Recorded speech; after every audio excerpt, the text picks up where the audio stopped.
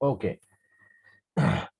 Now we are discussing the some important chapters and the discussion on some important question which can be asked in the board examination, state board exam. So हमने reproduction in plant को discuss किया अभी थोड़ी देर पहले, और reproduction in human जो है इस पर के कुछ इंपॉर्टेंट क्वेश्चन जो होते हैं उसे हम डिस्कस करने जा रहे हैं। ठीक है, तो ये क्वेश्चन क्या है क्या नहीं, कौन से क्वेश्चन किस तरह से लिखना है, कौन से क्वेश्चन जो है बहुत बार बार पूछे गए हैं वो आपको बताएंगे। सो टीएस ऑफ ओवरी पर क्वेश्चन कई बार पूछे गए हैं। सो डायग्राम ड्रॉ करनी है, it is very simple diagram. Okay, diagram draw करना है, डायग्राम को एक्सप्लेन करना है, इसमें जो स्ट्रक्चर नजर आ रहे हैं उनके बारे में एक्सप्लेन करना है। ओके, देन बाहर दैट इज द जो दैट इज द इसमें ट्यूनिका अल्बुजिनिया जो सबसे बाहर के उसके बाहर की ओर जो होता है दैट इज जर्मिनल एपिथेलियम होते हैं जो डिवाइड होते हैं। Okay, that is the endoderm of the embryo, it divides and it produces the large number of the oogonia. आपको पता है oogonia it remain arrested in the diploid stage, then after birth they are converted into the primary oocyte. This primary oocyte they remain arrested in the diploid stage. Okay, sorry हमने oogonia कहा था, तो primary oocyte वो temporarily arrest होते हैं, आपको पता है। और जब पहली बार मेंस्ट्रुअल साइकिल होती है तो वन बाय वन हर एक मेंस्ट्रुअल साइकिल में प्राइमरी oocyte जो है वो रिलीज किए जाते हैं in the form of the secondary oocytes, that is the gamete. Female gamete हम उसे कहेंगे, दैट इज हम उसे ओवम कहेंगे। ठीक है, तो ये सारे पॉइंट आपको लिखना है। ठीक है, अगला पॉइंट, अब इसमें जो है ओवरी के जो हार्मोन्स होते हैं वो कौन से होते हैं उसके बारे में एक दो पॉइंट्स लिख देने हैं। ठीक है, तो चलिए अगला पार्ट। देन आफ्टर दिस और कौन सा मेन इंपॉर्टेंट पार्ट है जो यहाँ पर पूछा जाता है, ये सारे जो है सी ग्राफियन फॉलिकल। कभी क्वेश्चन पूछा जाएगा draw neat and well label diagram of the ovum, तब भी आपको ग्राफियन फॉलिकल ही लिखना होगा, या फिर draw neat and well label diagram of the secondary oocyte, तब भी आपको ये डायग्राम ड्रॉ करनी पड़ेगी, और ग्राफियन फॉलिकल भी आपको यही डायग्राम ड्रॉ करनी पड़ेगी। ओके, सो इनमें theca externa, theca interna, antrum वगैरह, okay, granulosa, corona radiata, oocyte, secondary oocyte, ये सारे पॉइंट जो है ये सभी पॉइंट हमने लिखना है, ये बहुत ही आसान है। ठीक है, ओके, सो चलिए अगला पॉइंट।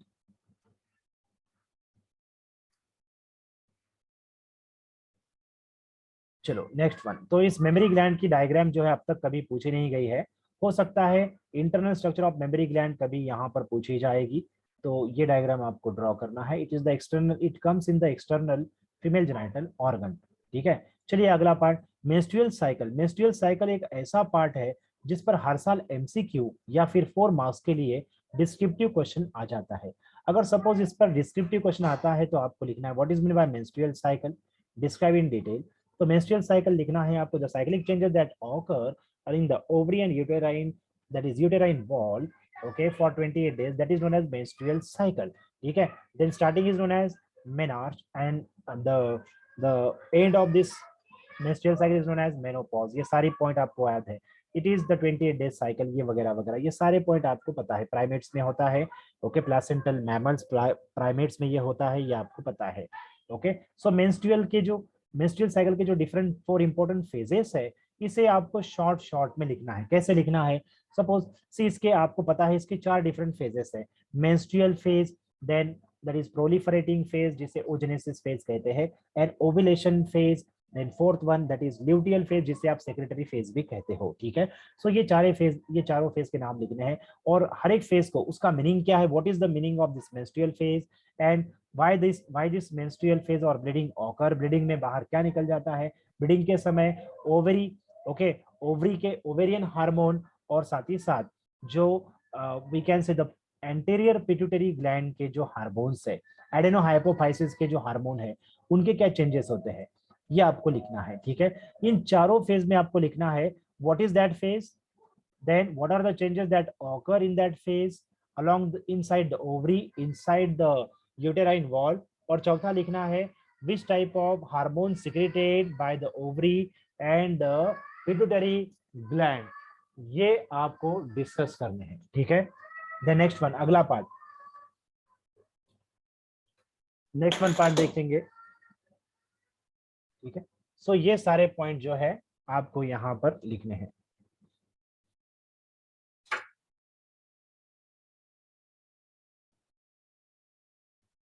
चलिए नेक्स्ट वन देखते हैं।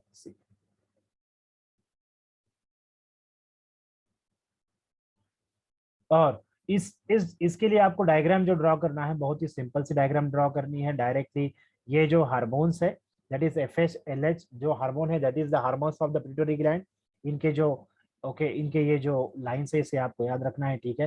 Then ovarian hormone estrogen and progesterone जो है इसे याद रखना है, okay, that is the part. Next one, this is the progesterone, it is the uterine hormone, okay, that is endometrium के द्वारा ये सीक्रेट होता है, आपको पता है ये सारे पॉइंट, ठीक है। तो ये लिखना है आपको। द नेक्स्ट वन, अगला पॉइंट जो है दैट इज इंपॉर्टेंट पॉइंट। बहुत ही रेयरली स्पर्मेटोजेनेसिस और ओजेनेसिस पर क्वेश्चन पूछे गए हैं, ठीक है। फिर अगला पॉइंट देखो सी, आपको ये डायग्राम जो है ड्रॉ कर रखना है। Draw neat and well level diagram of the sperm and the ovum, इस पर क्वेश्चन पूछे गए हैं और बहुत ही आसान से क्वेश्चन है। Describe the structure of the sperm, इस पर भी क्वेश्चन पूछा गया है। आपको हेड, नेक, मिडल पीस और टेल इन सब के बारे में लिखना होगा। Then describe the structure of the ovum, तो ये अगर पूछा जाता है तो आपको ये डायग्राम ड्रॉ करना है। या सेकेंडरी oocyte ड्रॉ करते हैं, सेकेंडरी oocyte पूछा जाता है तो भी आपको यही लिखना है, यही डायग्राम ड्रॉ करना है, ठीक है। कभी कभी ग्राफियन फॉलिकल के लिए आप यही डायग्राम ड्रॉ कर सकते हो, मगर आपको जोना एक्सटर्ना, जोना इंटरना ड्रॉ करना होगा, तभी वो ग्राफियन फॉलिकल कहलाएगा, ठीक है। सो ये पॉइंट याद रखना है, ठीक है। चलिए अगला पॉइंट। देन फर्टिलाइजेशन में ज्यादातर क्वेश्चन पूछे नहीं गए हैं, ठीक है। चलिए नेक्स्ट वन पार्ट।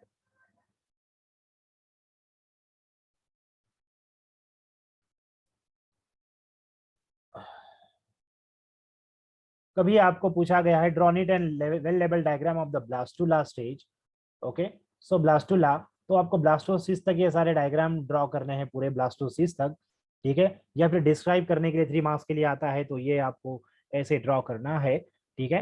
तो आपको जैसे कि पता है कि ह्यूमन में जो एम्ब्रियोनिक डेवलपमेंट के समय जो माइटोसिस, जो डिवीजन होते हैं वो इनडिटर्मिनेट होते हैं, दैट इज आपको पता है that is the indeterminate type of division that occur here, okay. Next one, holoblastic indeterminate type of the development that occur in the embryonic development. Then gastrulation में, gastrulation ये rarely पूछा गया है, okay. अगर suppose पूछ ही लिया गया और आपने स्टडी अगर नहीं की है गैस्ट्रुलेशन की, तो इसके डायग्राम ड्रॉ कर आ जाइए, आपको 1 मार्क्स मिल जाएगा। It is very simple diagram. 3 marks के लिए आ सकता है या 4 मार्क्स के लिए आएगा, तो डायग्राम के लिए 1 मार्क कंफर्म रहेगा।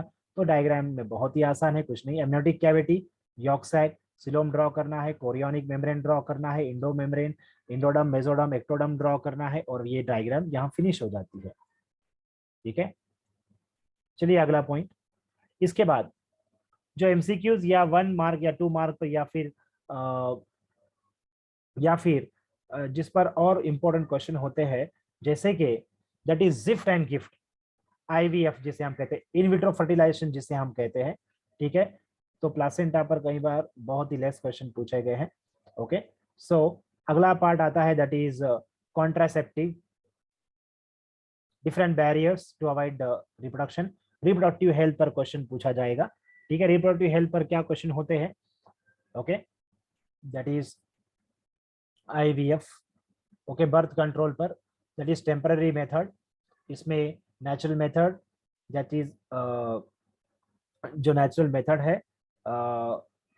इस पर क्वेश्चन पूछे जा सकते हैं, दैट इज क्वाइटस इंटरप्टस, इसे हम विड्रॉल कहते हैं। देन लैक्टेशनल एमेनोरिया, इसे याद रखना है।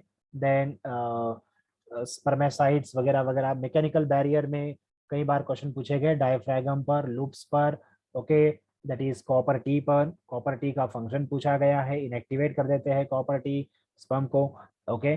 देन IUD पर कई बार क्वेश्चन पूछा गया है, ओके। IUD इंट्रायूटेराइन डिवाइसेस जिसमें कॉपर टी, LNG20, प्रोजेस्टेट वगैरह वगैरह, ये सारे पॉइंट पूछे गए हैं, ओके। सो ये बैरियर्स याद रखिए, मैकेनिकल बैरियर्स, इस पर क्वेश्चन पूछे गए हैं 3 मार्क्स के लिए, ओके। या फिर MCQs पूछा जाएगा तो याद रखना।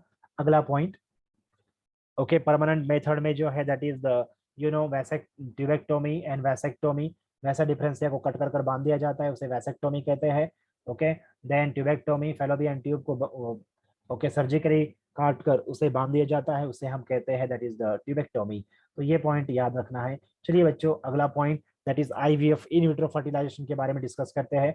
साथ ही साथ जो दैट इज नेसेरिया और गोनोरी, ये जो दैट इज सेक्सुअली ट्रांसमिटेड जो डिसीज है, ओके, नेसेरिया एंड गोनोरी, इन दोनों पर भी क्वेश्चन कई बार पूछा गया है, उसे भी कर रखिए। ठीक है, चलो अगला पॉइंट, इस एसटीडी पर आपको जो क्वेश्चन पूछे गए याद रखना, इसे वेनरल डिसीज कहा जाता है। ये कभी और दैट इज सिनोनिमसली यूज किया जाता है, मिनरल डिसीज यानी सेक्सुअली ट्रांसमिटेड डिसीज या रिप्रोडक्टिव डिसीजेस। तो सिफिलिस, गोनोरी, इस पर आपको याद रखना है। सिफिलिस और गोनोरी के जो कॉजल ऑर्गेनिज्म है ये याद रखने हैं। ओके, ये पॉइंट याद रखना है, ये एमसीक्यूज में कई बार पूछा गया है। Syphilis cause by treponema pallidum, then gonorrhoea cause by neisseria gonorrhoeae, दोनों भी बैक्टीरियल डिसीज है, याद रखना। साथ ही साथ which of the following is incurable STD, incurable STD कौन से है? HIV इनक्योरेबल एसटीडी डिसीज है, सेक्सुअली ट्रांसमिटेड डिसीज है। साथ ही हेपेटाइटिस बी, ये भी incurable that is incurable sexually transmitted disease है। ओके, वो दैट इज कभी पूछा गया है, वो नीट में पूछा गया है, यहाँ पूछेगा नहीं वैसे। ठीक है, IVF, इन विट्रो फर्टिलाइजेशन में जिफ्ट और गिफ्ट, ये दोनों पर MCQ पूछे जा सकते हैं या शॉर्ट नोट के लिए आ सकता है 2 मार्क्स के लिए। Okay, describe gift, right A short note on gift या फिर गिफ्ट, वो क्या होता है और क्यों किया जाता है, इतना ही लिखना है, क्या होता है और किस लिए किया जाता है। Okay, ZIFT and GIFT. Okay, so इस तरह से ये जो चैप्टर है मेल रिप्रोडक्टिव सिस्टम, ये यहाँ पर समाप्त हो जाता है। ओके, तो चलिए अगला part, that is the sexual, that is the genetic part, that is Mendelism. Okay, चलिए हम मेंडलिज्म डिस्कस करते हैं, मेंडलिज्म के सब इंपॉर्टेंट पॉइंट्स याद रखते करेंगे। ठीक है, सो बच्चों 2 मार्क के लिए कई बार क्वेश्चन पूछा गया है। ओके, 2 मार्क्स के लिए, why did Mendel get success in his experiment, पहला पॉइंट, और दूसरा point, why did Mendel selected the garden pea plant. इन दोनों पर कई बार क्वेश्चन 2 मार्क्स के लिए, 3 मार्क्स के लिए पूछा गया है। Why did Mendel selected garden pea plant, okay, जैसे कि इसका जनरेशन टाइम स्मॉल, बहुत ही 3 to 4 मंथ्स का होता है। It can be easily plotted. It is the annual plant. It grows in small plotting. Okay, it has the large size flower, bisexual flower. They can be the that is, we can say emasculation can be easily performed. The different types of character, the visible different types of the characters, visible characters we can see here. Okay, so ये सारे different तरह के ये है। Okay, इस वजह से Mendel इन्होंने इस पाइसम सटाइवम प्लांट जो है इन्हें ओके इसे इस वजह से experimental that is the wonder plant के तौर पर इस्तेमाल किया गया मेंडल के द्वारा। ओके, देन अगला point, why did Mendel get success, Mendel को सक्सेस क्यों मिला, इसके पीछे कई सारे रीजन है। पहला तो selection of the garden pea plant, दूसरा he has kept the record of the he had kept the record of the different qualitative as well as quantitative parameters, सबके इन्होंने रिकॉर्ड्स रखे। he Okay, he has selected those characters that cannot have the any intermediate trait, like either tall or dwarf, either yellow and green, green cotyledon color, either round or wrinkled seed, either inflated or constricted pod, etc. तो इन्होंने जो character select किए थे उनमें से कोई तीसरा intermediate नहीं था, या तो ये दोनों में से एक डोमिनेंट और दूसरा रिसेसिव ट्रेड था, एलील था। ओके, तीसरा इंटरमीडिएट वहां पर नहीं था। मिक्सिंग ऑफ ट्रेड और intermediate trade were absent in the character selected by the Mendel. Okay, इससे ये पता चलता है कि वो बहुत ही मेथोडोलॉजिस्ट थे और बहुत ही अपने एक्सपेरिमेंट के लिए बहुत ज्यादा सीरियस थे। और मेंडल ने जो कैरेक्टर स्टडी किए थे, ओके, उनका सभी का उन्होंने रिकॉर्ड लिया और उसे 3rd जनरेशन तक उसके that is the crossing perform की और 3 जनरेशन तक उनका रिकॉर्ड रखा। ओके, देन नेक्स्ट वन, और क्या इंपॉर्टेंट है, और ये इंपॉर्टेंट ये है कि उनके समय में जो जेनेटिक्स थे वो organism as a whole experiment के तौर पर इस्तेमाल करते थे for character purpose, but Mendel concentrate on और very few character for tracing the transfer of the factor from generation to generation. तो इस वजह से मेंडल को सक्सेस मिला, बाकी लोगों को सक्सेस नहीं मिला। ठीक है, सो अगला पॉइंट, तो ये मेंडल के सक्सेस और why did Mendel selected garden tree plant, इस पर कई बार क्वेश्चन पूछा गया है। ओके, और ये क्वेश्चन कई बार आता है, इसे याद रखना। चलिए अगला point, let us discuss about the next one. ठीक है, तो बच्चों यहाँ पर कई बार डेफिनेशन पूछी जाती है। डेफिनेशन में क्या आता है इस चैप्टर पर, ध्यान दो बच्चों। डेफिनेशन पर आपको ट्रेट और फैक्टर आ जाएगा, जीन्स भी आ जाएगा। जीन्स का मतलब ही फैक्टर होता है, आपको पता है। देन फिनोटाइप, जीनोटाइप, इनके डेफिनेशन आ जाएगी। होमोजाइगस एंड हेटेरोजाइगस जो होते हैं, इन पर क्वेश्चन आ जाते हैं। देन फिनोटाइप, जीनोटाइप पर क्वेश्चन आ जाता है, मींस इस पर that is define the term genotype, phenotype, homozygous, heterozygous, trait, factor, alleles, ये हमेशा कभी ना कभी पूछे गए हैं। साथ ही साथ होमोलॉगस क्रोमोसोम, ये टर्म कई बार पूछी गई है। होमोलॉगस क्रोमोसोम पर कई बार डेफिनेशन पूछी जा चुकी है, आपको ये डेफिनेशन के लिए लर्न रखना है। चलिए अगला पॉइंट। अच्छा, next one is describe the monohybrid cross. 3 marks के लिए क्वेश्चन पूछता है, डिस्क्राइब द मोनोहाइब्रिड क्रॉस। तो मोनोहाइब्रिड क्रॉस डिस्क्राइब करने के लिए आपको what is mean by monohybrid cross लिखना है। The cross which is carried out to study the qualitative characteristic of the one single qualitative characteristic is known as the monohybrid cross। Okay, तो monohybrid cross के लिए Mendel ने जो 3 important steps दिए हैं study के लिए, वो तीनों स्टेप्स को आपको डिस्क्राइब करना होगा। ये 3 स्टेप्स कौन से हैं जिसे आपको डिस्क्राइब करना है? Number 1, the selection of the pure parent. Number 2, the crossing of the pure parent to obtain F1 generation. Number 3, obtaining or getting the selfing of F1 generation to obtain sorry to obtain F2 generation। ठीक है, और फिर ये सारे describe करने के बाद आपको इस तरह से फ्लो चार्ट ड्रॉ करना है। ओके, इसका फिनोटाइपिक और जीनोटाइपिक रेशियो लिखना है, वो कितना आता है वो लिखना है। ठीक है, सो ये मोनोहाइब्रिड क्रॉस के लिए आपको यहां तक लिखना होगा। ओके, द नेक्स्ट वन, और कौन सा क्वेश्चन है जो कई बार पूछा गया है? आपको देखो बच्चों, आपको याद रखना है law of dominance. Explain the law of dominance कभी पूछा जाए तो याद रखना law of dominance. Okay, so what is law of dominance? Okay, और एक्सप्लेन करना है तो आपको यहां से लेकर सिर्फ F1 जनरेशन तक आपको एक्सप्लेन करना है, क्योंकि लॉ ऑफ डोमिनेंस कहता है the trait that express in F1 generation after crossing the pure parent that is known as the contrasting parent that is known as the law of dominance. तो जो express नहीं होता वो recessive कहलाता है, तो आपको F1 तक एक्सप्रेस करना है। ठीक है, then second law, law of segregation. Law of segregation पर कई तरह से क्वेश्चन पूछे जाते हैं। Okay, law of segregation, law of segregation, so इस पर क्वेश्चन पूछता है justify the statement law of segregation is also known as law of purity of the gametes. ठीक है, ओके, तो आपको याद रखना है gametes are always pure for their trait because gamete contain the single trait. Gametes contain either of the trait। okay, gamete does not contain both the traits of the character that is dominant and recessive of the same character, then hence the gametes are pure for their traits। तो ये point लिखना जरूरी है। Okay, then law of segregation कैसे आपको explain करना है? Law of segregation explain करने के लिए नो डाउट आप स्टार्टिंग से भी कर सकते हो, मगर लॉ ऑफ सेग्रीगेशन की स्टेटमेंट आपको पता है, इन F1 hybrid both the trait live together without mixing and gate separate during the gamete formation. तो ये गैमेट में सेपरेट हो जाते हैं। ये कौन बताता है? ये आपको कंप्लीट लिखना है। ओके, आपको ये कंप्लीट ड्रॉ करना है, इसका फिनोटाइप जीनोटाइप लिखना है, और लास्ट में स्टेटमेंट लिखना है the appearance of recessive trait in F2 generation it prove the law of segregation. ये स्टेटमेंट देखे बगैर आपको 3 मार्क्स कंप्लीट नहीं मिलेंगे, क्योंकि फिनोटाइप ये रिसेसिव ट्रेट तभी आएगा जब इस F1 जनरेशन में कैपिटल टी स्मॉल टी दोनों सेपरेट हो जाएंगे, और दोनों सेपरेट हो गए तब स्मॉल टी फ्यूज होकर ड्वार्फ प्लांट मिलेगा। तो ये बात याद रखना।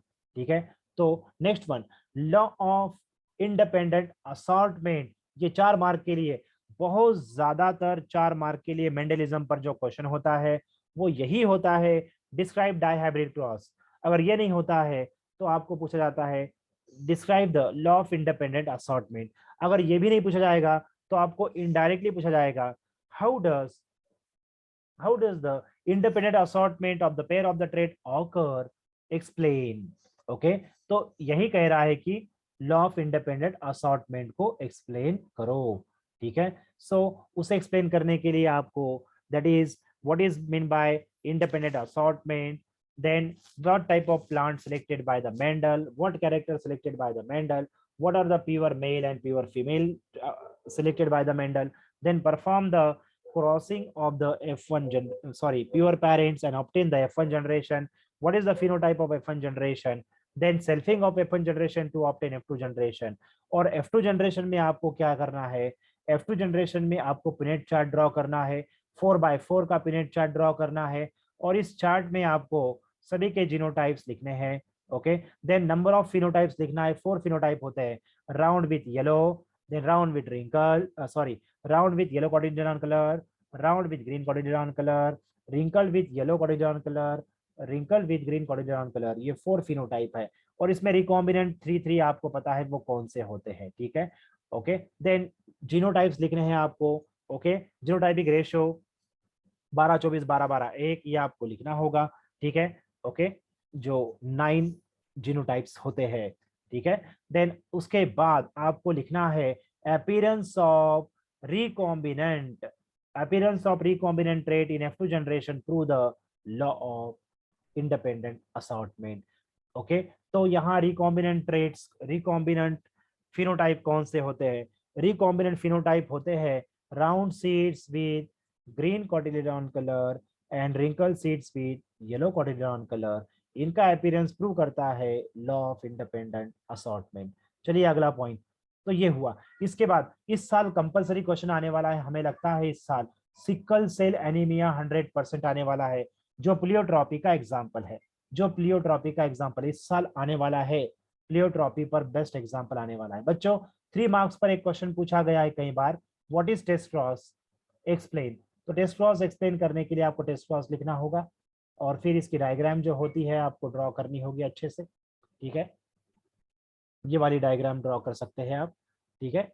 ओके, इजंट इट टेस्ट्रॉस के लिए आपको क्या करना है, ओके, आपको क्या करना है, आपको सिर्फ यही दैट इज द आपको 1:2 दैट इज द ये वाली डायग्राम ड्रॉ करनी है आपने, बस सिर्फ इधर वाली, ठीक है। इसकी जरूरत नहीं है आपको ड्रॉ करने की, ठीक है। जो हमने आपको पढ़ाते समय जो डायग्राम बताई है वही ड्रॉ कीजिए, ठीक है। ओके, चलिए अगला पॉइंट। सो टेस्ट्रॉस जो है बहुत आसान क्वेश्चन है, आपको ये आता है 3 मार्क्स के लिए कई बार, ठीक है। सो इस साल का बहुत इंपॉर्टेंट चांसेस है, दैट इज प्लियोट्रॉपी। इस क्वेश्चन के आने के बहुत ही चांसेस है, प्लियोट्रॉपी के चांसेस है। So what is pleiotropy, then more than one character controlled by the one gene that is known as the pleiotropy, ये आपको पता है। इसका एग्जांपल है that is the sickle cell anemia। then what is sickle cell anemia, how does the sickle cell anemia is caused, और sickle cell anemia में glutamate, the sixth position of the amino acid glutamate or glutamic acid, okay, in beta globin chain is substituted by the valine amino acid। तो ये आपको पता है transversion mutation होता है, okay, beta globin gene में, तब जाकर सिकल सेल एनीमिया डिसीज होता है। फिर इसके बाद आपको लिखना है, जो आपको क्रॉसिंग बतानी है, ओके, ये वाली क्रॉसिंग जो हेट्रोजाइगस कंडीशन है पेरेंट्स की, मेल और फीमेल पेरेंट की जो हेट्रोजाइगस कंडीशन है ये बतानी है। नंबर ऑफ फिनोटाइप्स लिखना है, जीनोटाइप्स लिखने हैं, ये डाइज होने के बाद जो जीनोटाइप आता है 1:2 उसे आपको बताना है, ठीक है। सो यहाँ पर ये कंप्लीट आपका प्लियोट्रॉपी या इनडायरेक्टली सिकल सेल एनीमिया पूछा जाए तो भी आपको प्लियोट्रॉपी लिखना है, ठीक है। देन इसके बाद अगर ये नहीं पूछा जाएगा तो इस साल मल्टीपल एलील्स या फिर इनकम्प्लीट डोमिनेंस ये आपको पूछा जाएगा, ठीक है। कोडोमिनेंस तो बहुत ही आसान है, आप इसको लिख सकते हैं, ठीक है। तो कैसे लिखना है, अगर सपोज इनकम्प्लीट डोमिनेंस पूछा गया है तो कैसे लिखना है। इनकम्प्लीट डोमिनेंस अगर पूछा जाए तो आपको लिखना है what is incomplete dominance, then give the example, that is आप मिराबिलिस जरापा या snapdragon plant that is Antirrhinum, that is आप उसका एग्जांपल दे सकते हो स्नैपड्रैगन का, ओके। देन फिर 2 प्योर पेरेंट्स लीजिए, रेड और व्हाइट फ्लावर वाले, और आपको पिंक फ्लावर मिलेंगे F1 जनरेशन में, उसे सेल्फिंग कीजिए, आपको 3 डिफरेंट फिनोटाइप नजर आएंगे, रेड, पिंक और व्हाइट कलर के, उनका जीनोटाइप फिनोटाइप लिख दीजिए, और ये होता है that is the incomplete dominance. कैसे होता है वो बता दीजिए, ठीक है। वैसे ही कोडोमिनेंस को लिखना है, ओके। वैसे फिर मल्टीपल एलील्स को लिखना है, ठीक है। तो रेयरली मल्टीपल एलील पूछा गया है, ओके। आपको प्लियोट्रॉपी बहुत ही इंपॉर्टेंट है, 3 मार्क्स के लिए कई बार पूछा गया सवाल है, इसे याद रखना है। ठीक है, अगला पार्ट क्रोमोसोमल थ्योरी। ओके, ये बहुत ही रेयरली पूछी गई है। आपको स्ट्रक्चर ऑफ क्रोमोसोम याद रखना है। आपको ये जो डायग्राम है क्रोमोसोम की, ओके, दैट इज द, ये जो क्रोमोसोम की डायग्राम है, ये डायग्राम आपने लर्न करनी है। Okay, this one. ओके, अगर 4 मार्क के लिए क्वेश्चन आता है तो what is chromosome, then chromosome में what is chromatid, what is chromonemata, then what is chromomeres, what is in by primary construction that is the centromere, then what is in by secondary construction, what is in by telomere and its function, and what is in by that is satellite DNA और satellite chromosome. ये point आपको लिखना है। ठीक है, okay, तो ये 4 marks के लिए आएगा। तो फिगर ड्रॉ करना, फिगर को 1 मार्क मिलेगा, डिस्क्रिप्शन को 2 मार्क्स मिलेगा। ओके, सैटेलाइट बॉडी क्या होता है, सैट डीएनए क्या है, ये लिखना है। ठीक है, सो चलो अगला पॉइंट। देन बच्चों एमसीक्यूज पर कई बार पूछा गया है, what is by heterochromatin and euchromatin. Transcriptionally active region known as euchromatin, transcriptionally inactive region is known as heterochromatin. Heterochromatin is the highly condensed region of the chromosome. Then euchromatin is the lightly stained region of the chromosome. ये आपको पता है। ठीक है, ये बात, ये MCQ में कई बार क्वेश्चन पूछे गए हैं, इस पर याद रखना, इसे याद रखना आपने। ठीक है, चलिए अगला पॉइंट बच्चों, यहाँ पर क्रोमोसोम के लिए क्रॉसिंग ओवर और लिंकेज, इन दोनों की डेफिनेशन हर साल कभी ना कभी आते रहती है। दोनों में से कोई एक डेफिनेशन हर साल आती है। डिफाइन क्रॉसिंग ओवर, अगर ये नहीं आती है तो डिफाइन द लिंकेज, ये दोनों में से कोई ना कोई डेफिनेशन हर साल आते रहती है। जनरली बहुत साल ये पूछा गया है, इसका मतलब कि हर साल आना जरूरी नहीं है, मगर आप लकी होगा तो आपको ये डेफिनेशन आ जाएगी। क्रॉसिंग ओवर और लिंकेज की डेफिनेशन लर्न कर कर जाना है। ठीक है, चलिए अगला पॉइंट। ओके, चलिए नेक्स्ट वन पॉइंट। सो आपको बता दें अगला पॉइंट, कुछ समय बचा है तो इतना हम डिस्कस कर कर आज समाप्त करेंगे। कल हम बचा हुआ जो टॉपिक है, बचे हुए जो 4-5 जो टॉपिक बचे हैं उनके बारे में आपको बताएंगे, मेन टॉपिक। ठीक है बच्चों, यहाँ पर sex linkage, describe the sex linkage. Okay, sex linkage क्या होता है इसे आपने डिस्क्राइब करना है, और इसके सेक्स लिंक डिसीज या डिसऑर्डर वगैरह है उनके एग्जाम्पल आपको देना है। ठीक है, ओके, चलिए थॉमस एंड मॉर्गन का ये जो एक्सपेरिमेंट है, experiment of crossing over and linkage and crossing over या लिंकेज एंड रिकॉम्बिनेशन एक्सपेरिमेंट जो है, ये बहुत रेयरली पूछा गया है और ये आपको इस साल नहीं आएगा ऐसा हमें लगता है। ठीक है, क्योंकि इतना हार्ड नहीं होगा आना। ठीक है, चलिए अगला पॉइंट।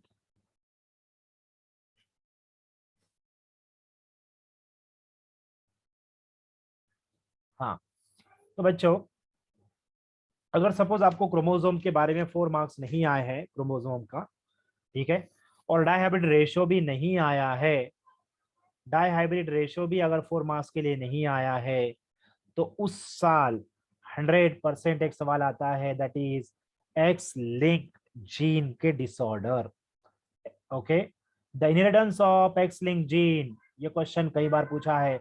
जिस साल dihybrid cross independent assortment chromosome का स्ट्रक्चर वगैरह नहीं पूछा गया है, उस समय colour blind that is X linked recessive disorder या हीमोफीलिया, इन दोनों में से एक कई बार आया है। इसे कैसे लिखना है, सपोज कलर ब्लाइंड आ जाता है, कलर ब्लाइंड आता है तो what is colour blind, then how it is cause, इसमें इफेक्ट क्या होता है। ओके, फीमेल में 3 डिफरेंट टाइप होते हैं, नॉर्मल होती है, homozygous normal, heterozygous normal and disordered female, that is colour blind female. Male में सिर्फ 2 ही होते हैं, जो हेट्रोजाइगस फीमेल है उसे हम कैरियर भी कहते हैं। ओके, मेल में सिर्फ 2 ही पॉसिबिलिटी है, या तो नॉर्मल मेल या फिर colour blind male. Okay, male is hemizygous होता है, वो क्यों आपको पता है, वो हम एक्सप्लेन नहीं करेंगे, ये पॉइंट आपको याद रखने हैं। ठीक है, द नेक्स्ट वन, फिर आपको क्रॉसिंग लिखना है, इस तरह की क्रॉसिंग आपको बताना है, ये क्रिस क्रॉस इनहेरिटेंस होता है। ओके, सो ये आपको बताना है, F1 जनरेशन से F2 जनरेशन तक आपको इसके क्रॉस करते जाना है, और फिर ये क्रिस क्रॉस कैसे है वो बताना है। ठीक है, सो देखो यहाँ पर आपको क्या बताया गया है, सी हियर, अब अपने मन से एग्जाम्पल ले सकते हो, कोई प्रॉब्लम नहीं। यहाँ पर किसी भी कैरियर मीन्स यहाँ पर जो है आपको कलर ब्लाइंड मेल बता रहे हैं, यहाँ पर कलर ब्लाइंड मेल है, तो ये डॉटर में जाएगा। ओके, ये कहाँ जाएगा, it is transfer into the daughter, और फिर इस डॉटर से ग्रैंड सन में ये ट्रांसफर होगा, कहाँ ट्रांसफर होगा, ग्रैंड सन में ये ट्रांसफर होगा। ठीक है, दिस वन, ओके। सो ये ग्रैंड सन में ट्रांसफर होगा, ये इस जगह पर, ओके। सो देखो ये बहुत ही आसान है, आपको ये क्रॉस याद रखना है। यहाँ पर जो है मेल, यहाँ कलर ब्लाइंड है मेल पेरेंट, F1 जनरेशन में ये कैरियर डॉटर है, और ये कैरियर डॉटर का जब नॉर्मल मेल के साथ यहाँ पर शादी होगी, इनकी ब्रीडिंग होगी, तो सन जो है, ओके। सो यहाँ पर जो दैट इज द सन आएगा, ये कलर ब्लाइंड होगा, तो that is the criss cross inheritance, यानी male parent to daughter, from daughter to grandson, okay, criss cross inheritance, ठीक है। सो ऐसे ऐसे याद रखना है। वैसे ही हीमोफीलिया का भी एक्सप्लेन करना है, ठीक है। सो यहाँ पर अब आपको एक कंपलसरी 3 मार्क का क्वेश्चन बताते हैं बच्चों, जो हर साल पूछा जाता है, कभी तो भी किसी तो भी साल पर वो रेयरली पूछा नहीं गया है। वो क्या है? वो है that is Down syndrome, Klinefelter syndrome और टर्नर सिंड्रोम। इन तीनों पर क्वेश्चन कभी ना कभी हर साल पूछे गए हैं। Down syndrome, it is the autosomal trisomy 21st trisomy. ये क्या होता है, कौन से सिम्टम्स होते हैं और इसका इफेक्ट क्या होता है, ये लिखना है। देन क्लाइनफिल्टर सिंड्रोम, ये अलोसोमल ट्राइसोमी होता है, ये क्या होता है, ये क्यों होता है और इसका इफेक्ट क्या है, ओके। सो ये सारे पॉइंट जो है, ये सारे पॉइंट पूछे गए हैं। चलो अगला पॉइंट, ओके।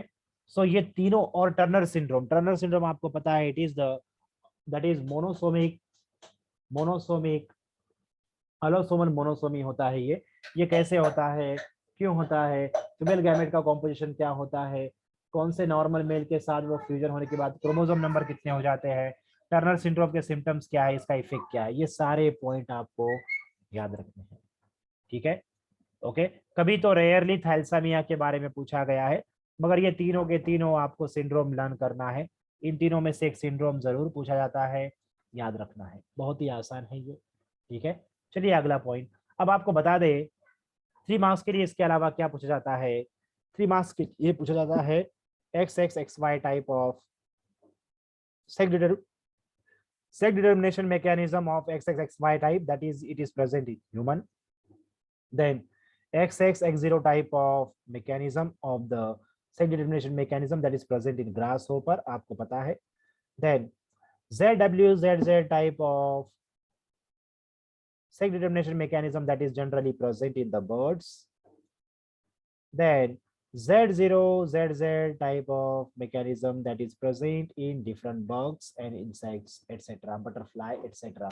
So ये सारे पॉइंट जो है, ये इनमें से आपको कई बार पूछा गया है ZWZZ और XXXY type that is human का, ठीक है। इसके अलावा एक बहुत ही कॉमन क्वेश्चन होता है सेक्स डिटरमिनेशन में, वो क्या है, haplodiploidy type of sex determination, जो हनी बी में होता है, हनी सिंह नहीं, honey bee, haplodiploidy type of sex determination, okay, जो हनी बीज में होता है, एक्सप्लेन करना है। 3 मार्क्स के लिए क्वेश्चन होता है।